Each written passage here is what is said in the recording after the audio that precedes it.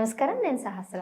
సివిఓపిడి Chronicle objective pulmonary disease లేకపోతే lungs fibrosis, లేదంటే lungs pneumonia, లేదంటే లంగ్ ఫెయిలియర్, లేదంటే ఆస్తమా, ఇక లంగ్స్కి సంబంధించిన ఏ సమస్య అయినా కానీ సో ఒక్కసారి వచ్చిందంటే అది పోనే పోదు, జీవితాంతం ఈ లంగ్ సమస్యలు వెంటాడుతూనే ఉంటాయి. చిన్నపిల్లలకు కూడా మీరు గమనించండి, ఒక్కసారి ఊపిరికి సంబంధించిన ఏమైనా సమస్యలు ఊపిరితిత్తులు వచ్చినాయి అనుకుండా నెలల పాటు అలా ఉంటుంది. పిల్లలకైతే అవి తగ్గించడానికి తల్లులు చాలా ఇబ్బంది పడుతుంటారు. ఇక ముసలి వాళ్ళల్లో ఒక ఏజ్ వచ్చిన వాళ్ళైతే ఒక 50 నుంచి 60 వాళ్ళకి వచ్చిందంటే 10 ఏళ్ల పాటు ఎన్నిసార్లు ట్రీట్మెంట్ చేసినా కానీ ఖచ్చితంగా మళ్ళీ ఒక 1 ఇయర్ తర్వాత వెళ్ళడం ఇలా సర్వసాధారణం అయిపోతూ ఉంటుంది. మరి అలాంటి మొండిగా ఉన్నటువంటి ఊపిరితిత్తుల వ్యాధులను కూడా మీరు నమ్మరు, చాలా త్వరగా అంటే వితిన్ ఒక 3 monthsలో కూడా క్యూర్ చేసే అవకాశం ఉందని అయితే హోమియోపతిలో ఉన్న డాక్టర్స్ కొంతమంది నిపుణులు అయితే చెప్తున్నారు.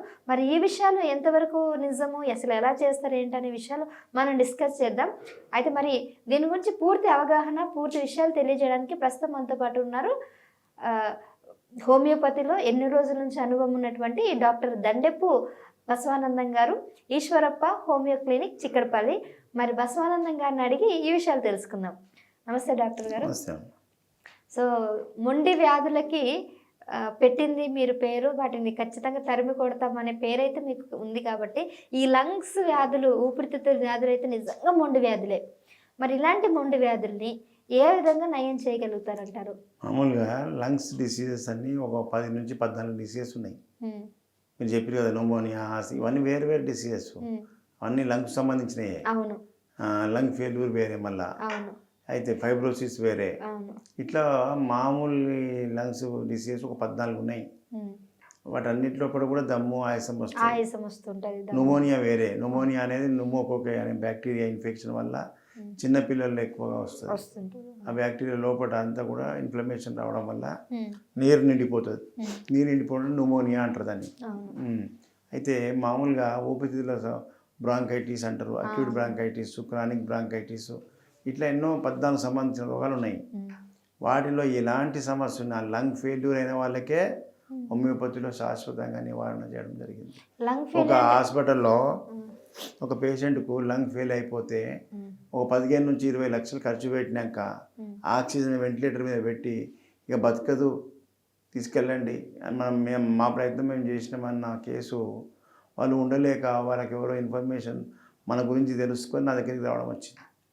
నేను చూసి హోమియోపతిలో మంచి మెడిసిన్స్ ఉన్నాయి, ఇన్ఫ్లమేటరీ మందులు ఇచ్చిన విత్ ఇన్ షార్ట్ టైంలో ఆమెకు వెంటిలేటర్ పెట్టకుండా అయింది, ఇన్హేలర్ కొట్టకుండా అయింది, మంచిగా నార్మల్ పర్సన్ అయింది విత్ ఇన్ 3 months 6 monthsలా.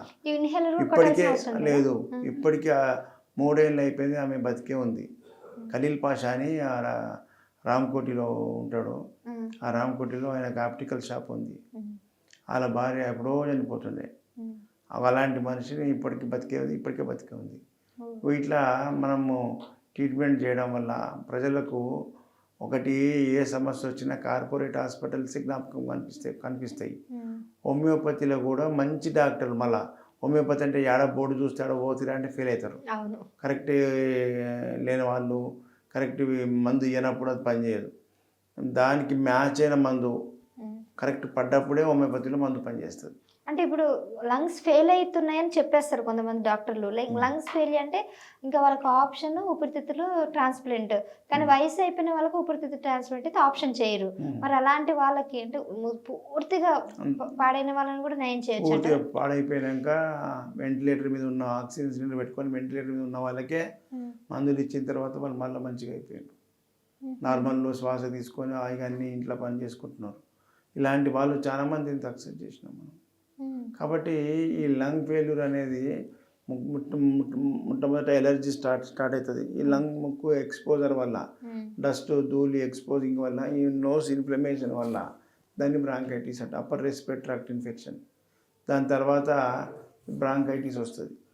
బ్రాంకైటిస్ కూడా ఎగపోతే దమ్ము వస్తుంది, acute bronchitis and chronic bronchitis. ఇప్పుడు దమ్ము రాకుండా నడవగలరా ఒకవేళ మీరు హోమియోపతిలో? మంచిగా అన్ని పనులు చేసుకుంటున్నారు కదా, నడవచ్చు, అన్నీ చేసుకోవచ్చు.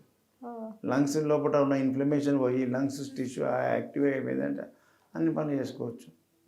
అట్లాంటి వాళ్ళకి ఎంతో రెస్పిరేటరీ సంబంధించిన మామూలు కోల్డ్ నుంచి లంగ్ ఫెయిల్యూర్ వరకు కూడా హోమియోపతిలో మంచి ట్రీట్మెంట్ ఉంది. మంచి డాక్టరు, కరెక్ట్ మెడిసిన్, క్వాలిటీ మందులు పడ్డ వాళ్ళ దగ్గరనే రిజల్ట్స్ బాగుంటాయి.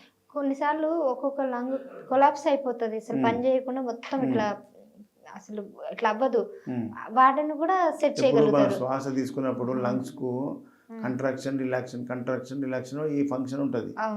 ఇది ఫ్లూయిడ్ నిండిపోయి ఆ లంగ్స్కు ఫైబ్రోసిస్ వచ్చిందంటే లంగ్ యొక్క ఫంక్షన్ కోల్పోతుంది.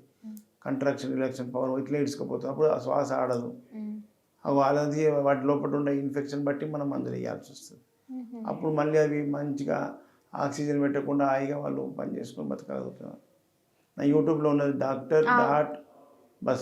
అని ఓపెన్ చేయండి, యూట్యూబ్ ఛానల్ వస్తుంది.